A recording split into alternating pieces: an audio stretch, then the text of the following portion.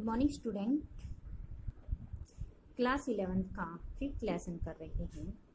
कल तक हमने किया था कि जब त्रिलोक मास्टर सिंह आते हैं, स्कूल के अंदर आते हैं, तो उसको देख करके सभी बच्चे सहम जाते हैं, डर जाते हैं। जिस प्रकार से एक सांप को देख करके डर जाते हैं, उसी प्रकार से त्रिलोक मास्टर सिंह को देखकर भी ये बच्चे डर जाते हैं। उसे आगे बताते हैं। मोहन उनका चहेता शिष्य था। पुरोहित खानदान का कुशागर बुद्धि का बालक था। किसका चहेता था? त्रिलोक मास्टर सिंह का चहेता था, क्योंकि वह पढ़ने में ज्यादा होशियार था इसलिए। और अपने पिता यानी कि पुरोहित खानदान का क्या था? कुशागर, अच्छी बुद्धि वाला, तेज बुद्धि वाला बालक था। पढ़ने में ही नहीं, गायन में भी बेजोड़ था। वह केवल पढ़ाई में ही नहीं, गाने बजाने में भी सबसे ज्यादा था, अच्छा था। त्रिलोक सिंह मास्टर ने उसे पूरे स्कूल का मॉनिटर बना रखा था। वही सुबह सुबह हे प्रभु अन्नदाता ज्ञान हमको दीजिए का पहला स्वर प्रार्थना शुरू करता था। पूरे स्कूल का मॉनिटर बना रखा। वही सुबह सुबह हे प्रभु अन्नदाता हम ज्ञान हमको दीजिए का पहला स्वर उठाकर प्रार्थना शुरू करता था। और वही क्या करता था? मोहन जी सबसे पहले प्रार्थना भी वही शुरू करता था। मोहन को लेकर मास्टर त्रिलोक सिंह को बड़ी उम्मीदें थी। कक्षा में किसी छात्र का कोई सवाल नहीं आने पर वही सवाल वे मोहन से पूछते थे और उनका अनुमान सही निकलता था। यानी कि मोहन अपनी कक्षा में सबसे ज्यादा होशियार था, इसलिए उसको उसकी कक्षा का मॉनिटर भी बना रखा था। त्रिलोक मास्टर सिंह यानी कि जब भी किसी से सवाल पूछते थे, किसी को कुछ नहीं आता था, उसमें वही सवाल एक मोहन ही बताता था, उसी का सही आंसर निकलता था। उन्हें मोहन ठीक ठाक उत्तर देकर संतुष्ट कर देता। इसको मोहन को, त्रिलोक जी को खुश कर देता था। ये हमारा पद्यांश। सबसे पहले हमें इसका प्रश्न लिखना है कि प्रस्तुत पद्यांश हमारी हिंदी की पाठ्य पुस्तक गलता लोहा नामक पाठ से ली गई है। इसमें इसके कवि शेखर जोशी जी। इन्होंने इन पंक्तियों में जातिगत भाईचारे की व्यर्थता पर प्रकाश डालते हुए कहा गया है। इन पंक्तियों में कहा गया कि मोहन को लेकर कि मास्टर त्रिलोक सिंह मोहन की कुशागर बुद्धि से बहुत ही ज्यादा खुश थे। उन्हें आशा थी कि मोहन एक न एक दिन ऐसे ही बड़ा आदमी बनेगा। उसे बड़ी उम्मीदें लगा रखी थी। कक्षा में किसी का कोई सवाल नहीं आने पर यानी कि वह बड़ा आदमी बनकर एक दिन अपने अध्यापकों और अपने स्कूल का नाम, अपने माँ बाप का नाम ऊंचा करेगा। कक्षा में यदि किसी भी छात्र को कोई भी सवाल नहीं आता था तो वही सवाल वे मोहन से पूछते थे और मोहन के अनुसार उस सवाल का सही उत्तर देने पर त्रिलोक मास्टर सिंह जी बहुत ही ज्यादा खुश हो जाते थे। तब वे उससे फिसड्डी बालक को दंड देने का भार मोहन को डालते थे और जिन बालकों ने उसका आंसर नहीं दिया है उनको कोई भी दंड दिया जाता था तो दंड का कार्य भी वह केवल मोहन को ही सौंपते थे कि मोहन जिसके साथ जैसे ही पिटाई करना चाहता है, वैसे कोई पनिशमेंट देना चाहता है, वह जैसा करना चाहता है वो वैसा करे। यानी कि सारा भी पनिशमेंट यानी दंड का कार्यभार भी केवल मोहन को ही सौंप देते थे। कौन? त्रिलोक सिंह। इसके बाद में इसका विशेष लिखना है कि इन पंक्तियों में मोहन की कुशागर बुद्धि और मास्टर त्रिलोक सिंह का उसके प्रति जो प्रेम था वह व्यक्त किया गया है। सेकंड भाषा शैली सरल मानी गई है, वर्णात्मक शैली है, बिंब योजना वस्तुत है। अब इसके प्रश्नानुसार इसमें से मोहन कौन था? मोहन स्कूल का सबसे होनहार छात्र था। वह पुरोहित खानदान से संबंध रखता था और एक कुशागर बुद्धि का बालक था। इसमें बताता है कि मोहन कौन था। मोहन एक कुशागर होनहार विद्यार्थी था, कुशागर बुद्धि का वह बालक था। पढ़ने में नहीं बल्कि गायन बेजोड़ में भी बहुत ज्यादा निपुण था और मास्टर त्रिलोक सिंह ने उसे पूरे स्कूल का मॉनिटर भी बना रखा था और वह त्रिलोक सिंह का एक चहेता शिष्य भी माना गया कि मास्टर त्रिलोक सिंह को मोहन से क्या उम्मीद थी? क्या उम्मीद थी मास्टर त्रिलोक सिंह? मास्टर त्रिलोक सिंह को मोहन से उम्मीदें थी कि वह एक दिन बड़ा आदमी बनेगा और वह उसका और उसके स्कूल अपने माँ बाप का नाम भी रोशन करेगा। ये उम्मीदें त्रिलोक सिंह ने उसे पहले से ही लगा रखी। अगले मास्टर त्रिलोक सिंह का क्या अनुमान सही निकला था? उनका अनुमान सही निकला था कि यदि कोई भी किसी भी सवाल का कोई भी उत्तर नहीं दे पाते थे, जो सवाल करवाते थे, उसे ये उम्मीद थी कि मोहन इसे अच्छी तरीके से समझता है और उनके पूछने पर वह उनका आंसर भी सही देगा। और उसका यह अनुमान सही भी निकला था, उत्तर भी उसने सही दिया था। हर सवाल का वह सही आंसर देते थे। अगला था मास्टर त्रिलोक सिंह मोहन को क्या करने को कहते हैं। यानी कि मास्टर त्रिलोक सिंह मोहन को कहते हैं कि जो कोई भी जो बालक होता है, जब उसका सवालों का सही उत्तर नहीं दे पाता तो उसे उसे क्या कहते हैं, उन फिसड्डे बालकों को दंड देने के लिए उनका कार्यभार भी केवल मोहन को ही सौंपता था। वह उन छात्रों के कान पकड़वाता, दंड बैठक लगवाता, डंडे मारता है, कुछ भी करता। जो भी दंड उसे देना होता था वह दंड भी मोहन को से ही दिलवाता था। लेकिन मोहन अपने साथियों को कई बार बैंक लगाता और उनके कान खींचता भी था। पकड़ कान और लगवा, इसके दंड उठ बैठक वे आदेश देते थे। यानी कि त्रिलोक मास्टर सिंह क्या आदेश देते थे? मोहन को कहते थे कि इन फिसड्डे बालकों से या उनके कान पकड़ो, इनसे दंड बैठक लगवाओ। धनराम भी उन अनेक छात्रों में से एक था, और धनराम उन छात्रों में से क्या था? उनके साथ ही था जो मोहन का सहपाठी माना जाता है, जिसने त्रिलोक सिंह मास्टर के आदेश पर अपने हमजोली मोहन के हाथों कई बार बैठ खाई थी, जिसने ने अपने सहपाठी के साथ का मोहन से बहुत बार बैठ डंडे खाए हुए थे या कान खिंचवाए थे। मोहन के प्रति थोड़ी बहुत ईर्षा रहने पर भी धनराम प्रारंभ से ही उसके प्रति स्नेह और आदर का भाव रखता था। लेकिन उसके बावजूद भी त्रिलोक सिंह ने मोहन से कभी भी कोई भी ईर्षा नहीं की थी। फिर भी वह हमेशा उसे प्रेम व स्नेह की दृष्टि से देखता था, उसका आदर करता था, सम्मान करता था। इसका एक कारण शायद यह भी है कि बचपन से ही मन में बैठा दी जातिगत हीनता के कारण धनराम ने कभी मोहन को अपना प्रतिद्वंदी नहीं समझा। यानी कि धनराम ने कभी कहते कि वो लोहार जाति का था और ये पंडित जाति का होने के कारण उसने कहते कि जातिवादी के अंदर भी कोई भेदभाव लेकिन मोहन नहीं करता। लेकिन धनराम के अंदर कभी कोई प्रतिद्वंद उसने मोहन को अपना प्रतिद्वंदी नहीं समझा था, बल्कि वह इसे मोहन का अधिकार ही समझता है, क्योंकि उन्हें सोचता कि जब हम कोई कार्य नहीं करेंगे तो इसको, और ये अपनी क्लास में सबसे ज़्यादा होशियार है, इसको मॉनिटर बना दिया गया, यदि अगर ऐसा करेगा बाकी बच्चों को दंड देगा और मुझे नहीं देगा तो इसके लिए फिर अन्याय माना जाएगा। तो मैं कहते कि वो उनके अधिकार को समझता भी था कि ये जो कार्य कर रहा है वो ठीक ही है। बीच बीच में त्रिलोक सिंह मास्टर का कहना है कि मोहन एक बहुत बड़ा आदमी बनकर स्कूल और उनका नाम रोशन भी करेगा, और बात बात पर वह पूरी क्लास में ये कहता था कि उसकी पढ़ाई और होनहारता को देख कर कि एक दिन यह बहुत बड़ा आदमी बनेगा, एक अच्छे पद पर अग्रसर होगा। और धनराम के लिए किसी और तरह के सोचने की गुंजाइश नहीं रहता था। और धनराम क्या था? पढ़ाई में बहुत ज़्यादा नल था, उसे कोई भी चीज़ समझ में नहीं आती थी, इसलिए वह कहता था उसके लिए कोई शब्दों की कोई गुंजाइश ही नहीं होती थी। और धनराम वह गांव के दूसरे खेतीहर या मजदूर परिवार के लड़कों की तरह किसी प्रकार तीसरे दर्जे तक ही स्कूल का मुंह देख पाया था।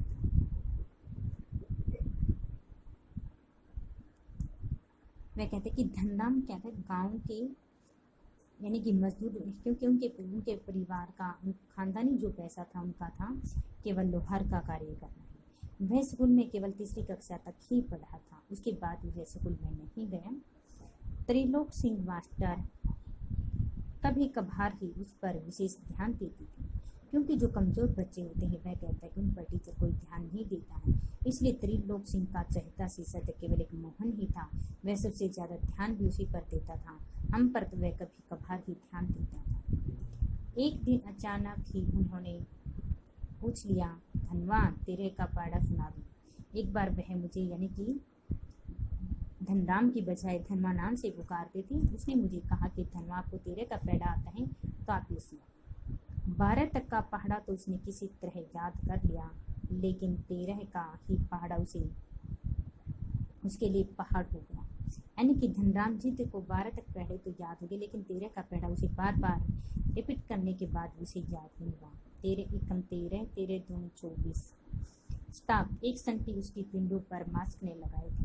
यानी कि उसके जब 13 दूनी 26 के बजाय जब वह 24 कहता है तो त्रिलोक मास्टर सिंह जी उसकी पिंडों पर यानी कि डंडे लगाते हैं। वह टूट गई, यानी कि मारते मारते वह त्रिलोक मास्टर सिंह का वह डंडा भी क्या हो जाता है, टूट जाता है।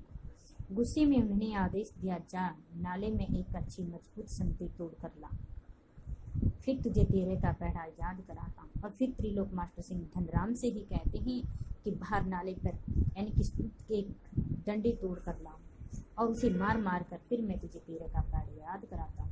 आपको 13 का पहरा याद नहीं होता तो पिटाई। तो त्रिलोक मास्टर सिंह के सामान्य आदेश को मान करके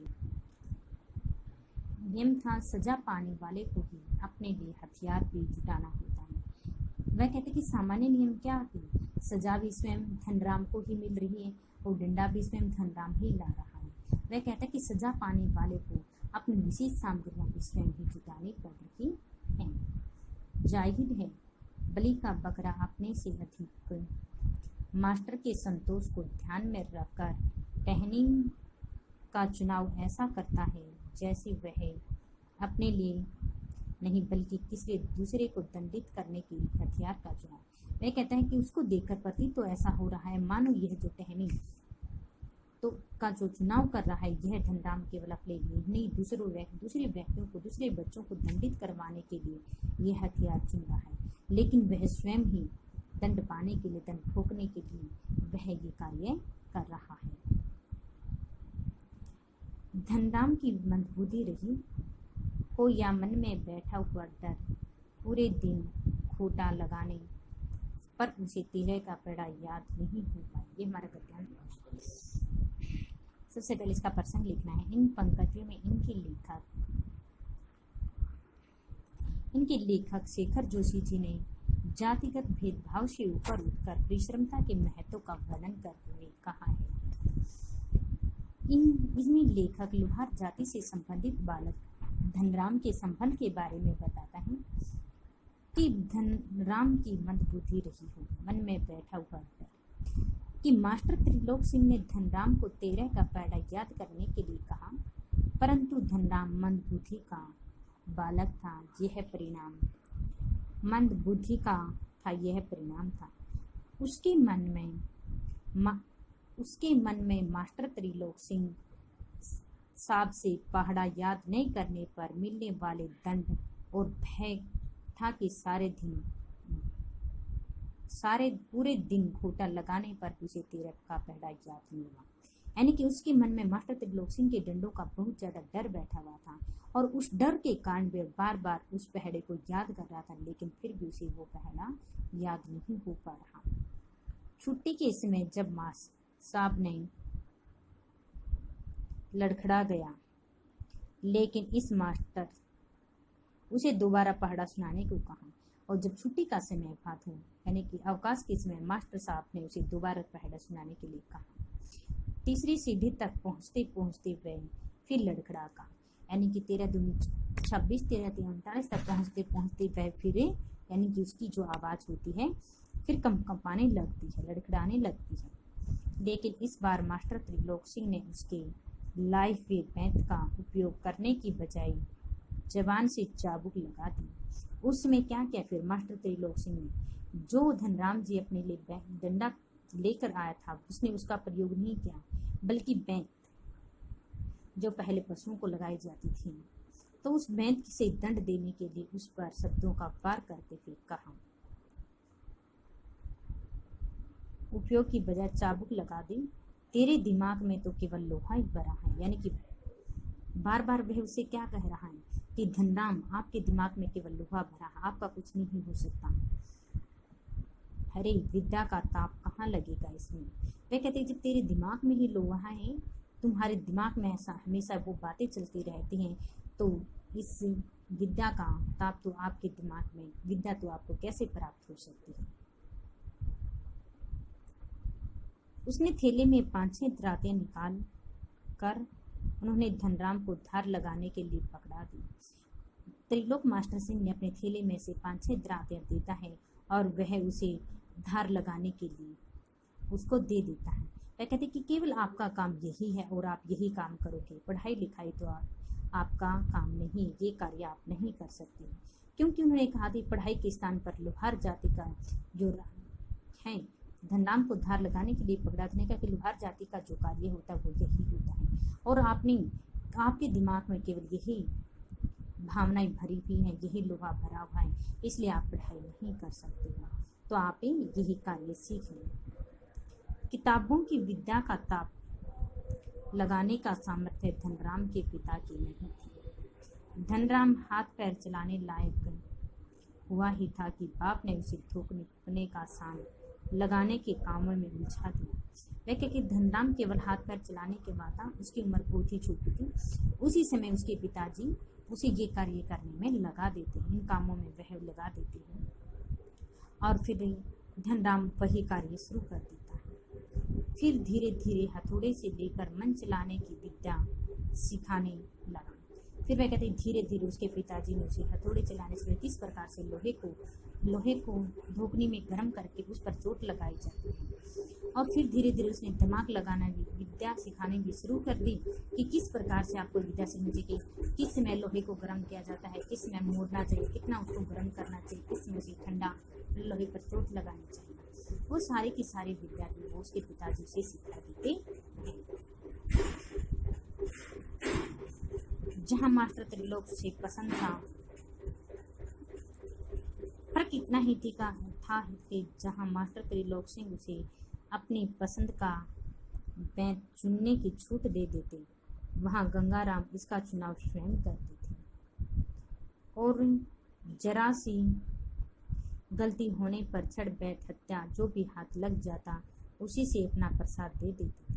वह कहता कि त्रिलोक मास्टर सिंह और गंगाराम मेरे पिताजी में सिर्फ दोनों में फर्क इतना था कि त्रिलोक सिंह तो मुझसे ही डंडा मंगवाते थे और वह उसी का प्रयोग मुझे मारने के लिए, सजा देने के लिए करते थे और मेरे पिताजी गंगाराम स्वयं मेरा चुनाव करते थे किस प्रकार से उसका गलती होने पर यदि मुझसे कोई भी गलती हो जाती थी, छड़ यानी डंडे का, बैंत का, हत्या जो भी उसके हाथ में आ जाता है उसी से वह मारने लग जाते थे। एक दिन गंगाराम अचानक चल बसे। वह कहते कि एक दिन अचानक मेरे पिताजी की मौत हो जाती है।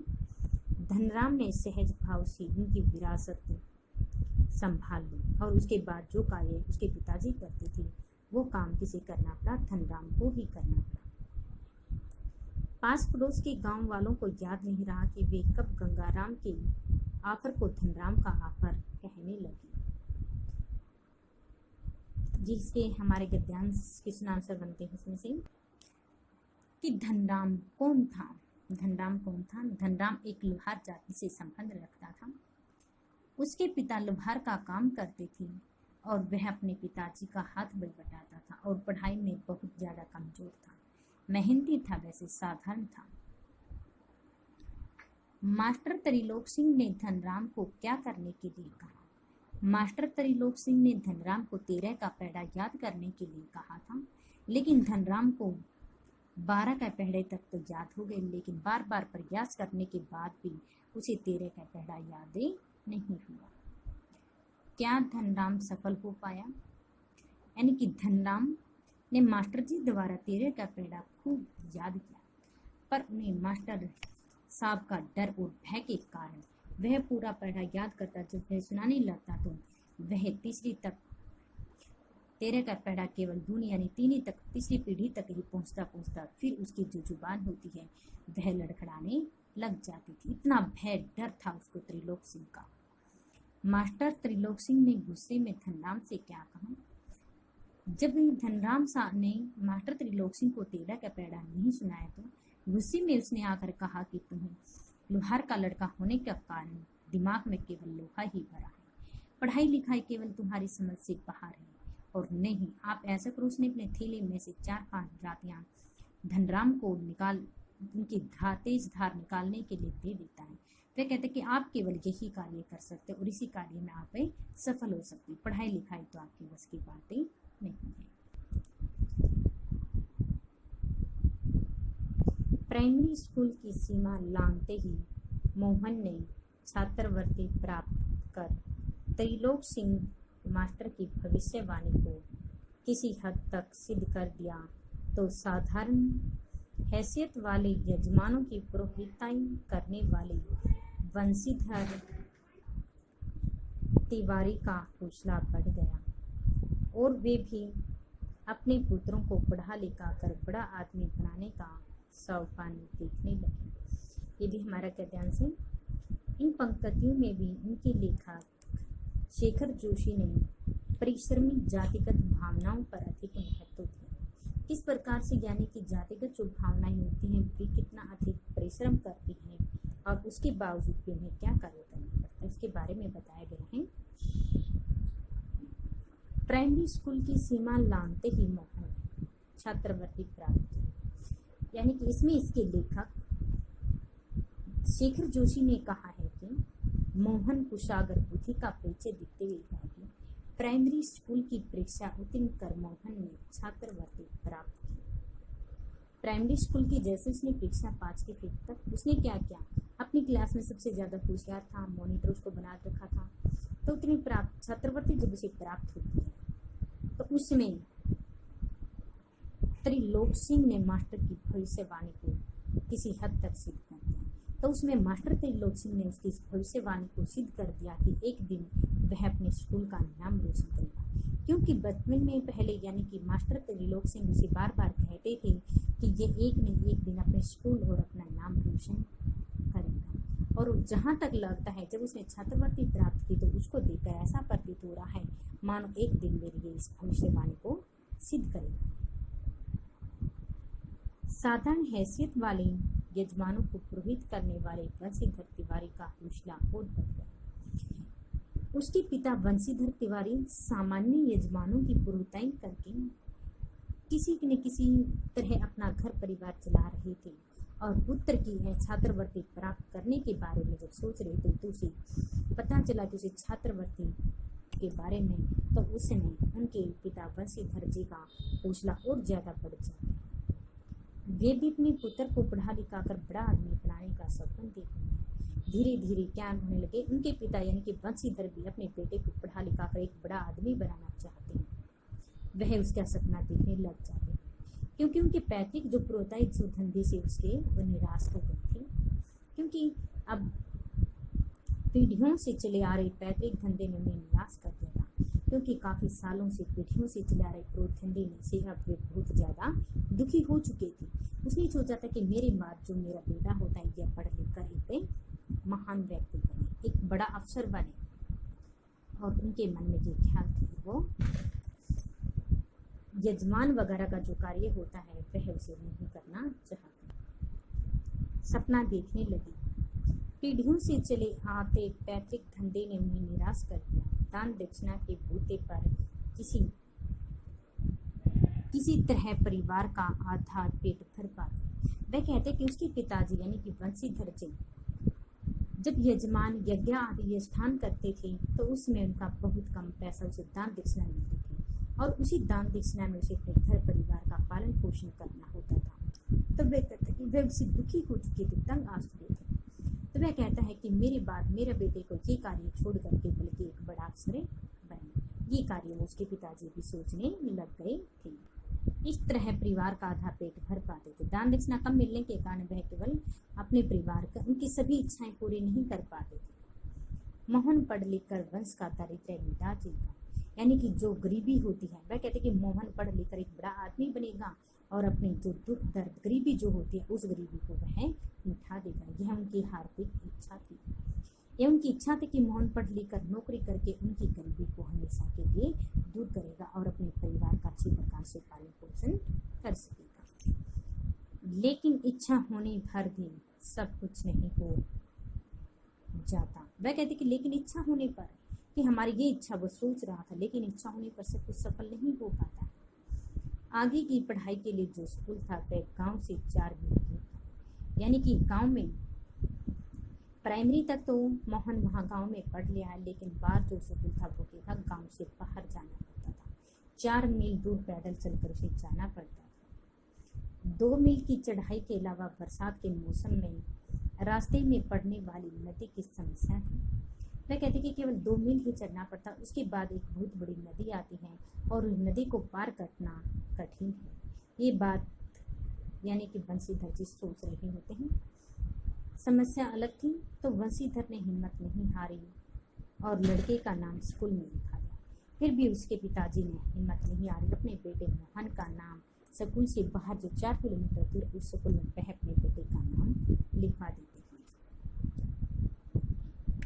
बालक मोहन लंबा रास्ता तय कर स्कूल जाता और छुट्टी के बाद थका मांदा घर लौटता तो पिता पुराणों की कथाओं से विज्ञापनी बालकों का उदाहरण देकर उसे उत्साहित करने की कोशिश करते।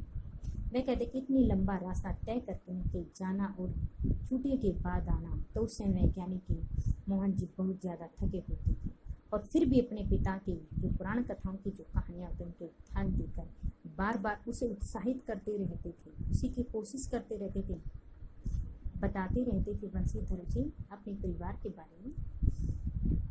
वर्षा के दिनों में नदी पार करने की कठिनाई को देखते ही बंसीधर ने नदी पार के गांव में एक यजमान के घर पर मोहन का डेरा तय किया। हर रोज का आने जाने से बंसीधर जी कहते बहुत ज्यादा दुखी हो चुके थे। वे सोचते थे कि मेरे बेटे को इतनी कठिनाई का सामना करना पड़ता है, नदी पार करके जाना होता है, तो उसी से मैं क्या गांव से बाहर एक यजमान उनके मेहमान होते हैं और वे अपने बेटे मोहन का डेरा वहीं डाल देते हैं। घर के अन्य बच्चों की तरह मौन खा पी कर स्कूल जाता और छुट्टियों में नदी पार उतार कर होने पर गांव लौट आता था। संयोग की बात, एक बार छुट्टी के पहले दिन जब नदी का पानी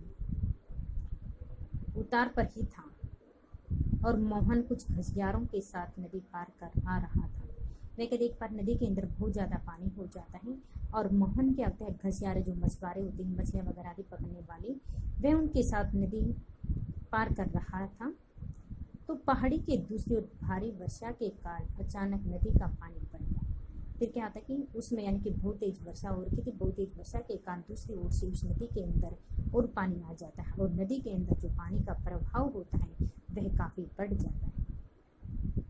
पहले नदी की धार में झाड़ झखाड़ बाग पटेल आने शुरू हुई। पहले यानी कि घास फूस यानी कि और जो चीजें होती हैं वो नदी में आनी शुरू हो जाती है। कभी कुछ यानी कि ऐसी गंदी चीजें उसके बहाव में आ रही हैं। तो अनुभव घसियारों ने तेजी से पानी को काटकर आगे बढ़ने की कोशिश की, लेकिन किनारे पहुंचते पहुंचते मटमेले पानी का रेला उन तक आ ही पहुंचा। यानी कि जैसे जैसे वे नदी के पार तक पहुंचते हैं, गंदे पानी जो होता है वह धीरे धीरे क्या होता है उनके पास आ ही जाता है।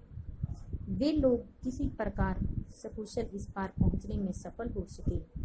इस घटना के बाद बंसीधर घबरा गया और बच्चे के भविष्य को लेकर चिंतित रहने लगे। यानी कि जब ये सारी कहानी का घटनाक्रम जब वे मोहन अपने पिताजी को आकर बताते हैं तो उसके पिताजी बंसीधर घबरा जाते हैं और वह अपने बेटे के भविष्य के बारे में सोचने लगते हैं कि मैंने सोचा था कि मैं अपने बेटे को पढ़ा लिखा कर एक बड़ा महान व्यक्ति बनाऊंगा, लेकिन हर रोज मेरे बेटे ने यदि ऐसी कठिनाइयों का सामना करना पड़ेगा तो ये किस प्रकार से पढ़ सकेगा। तो उसे बहुत ज़्यादा चिंता होने लग जाती है। अब इसमें से ही हमारे क्वेश्चन आंसर बनते हैं। फर्स्ट क्वेश्चन जैसे कहानी के उस प्रसंग का उल्लेख करें जिसमें किताबों की विद्या और धन चलाने की विद्या का जिक्र आया। तो उसने बताया कि धनराम लोहार जाति का लड़का था, पढ़ाई लिखाई में बहुत ही कमजोर था।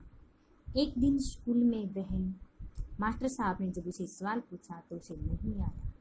तो उस समय त्रिलोक मास्टर सिंह ने गुस्से में उसे कहा कि तुम्हारे दिमाग में केवल लोहा ही भरा है, विद्या का ताप नहीं तुम्हें लग सकता। तो वास्तव में धनराम के पिता के पास भी इतने धन नहीं था कि वह अपने पुत्र को किसी दूसरे स्कूल में पढ़ा लिखा सके, क्योंकि वह तो ये काम करके अपने लोहार के काम करके अपना बच्चों का पालन पोषण कर रहा था, अपना परिवार चला रहा था और उसके पिताजी की बाहर भेजने की हैसियत नहीं थी। इसी कारण धनराम ने थोड़ा बड़ा होते ही अपना पुश्तैनी काम संभाल लिया। पुश्तैनी काम यानी कि लोहे का, जो दराती वगैरह पर धार लगाना, लोहों को मोड़ना तोड़ना आदि जो चीज़ें होती हैं, वह कहते हैं कि वो काम उसने अपना पुश्तैनी काम संभाल लेता है। उसने पुत्र धनराम को धोखने फूकने के लिए करके धन चलाने का पूरा काम सिखा दिया।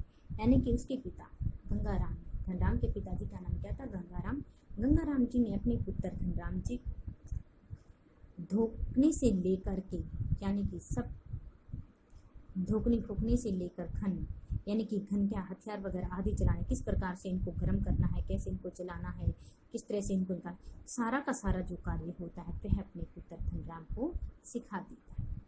इसी पर्सन में किताबों की विद्या और धन चलाने की विद्या का जिक्र भी उसमें आता है।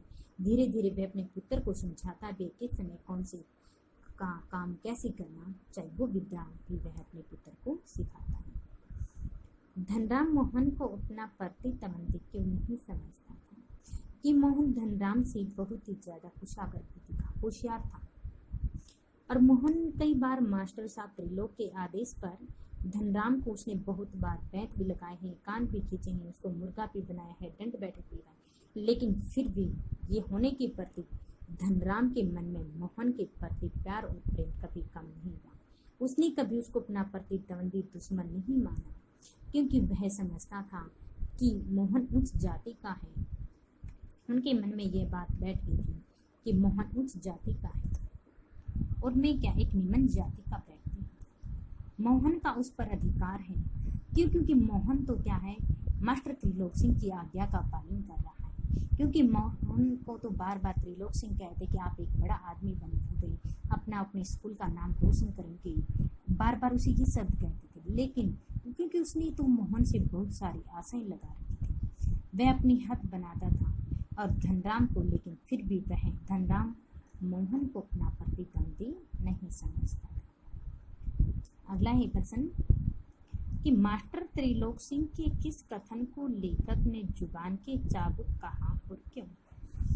कि धनराम एक निम्न जाति का लड़का होता है, अभी बताया था, पढ़ाई लिखाई में कमजोर होता है, स्कूल जाने पर पिता के साथ काम करना, आने के बाद उसे अपने पिता के साथ काम करना पड़ता है।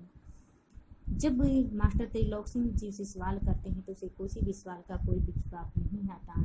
बार बार उसे कहते हैं कि तुम्हारे दिमाग में लोहा भरा है, विद्या का ताप तुम्हें नहीं लगेगा।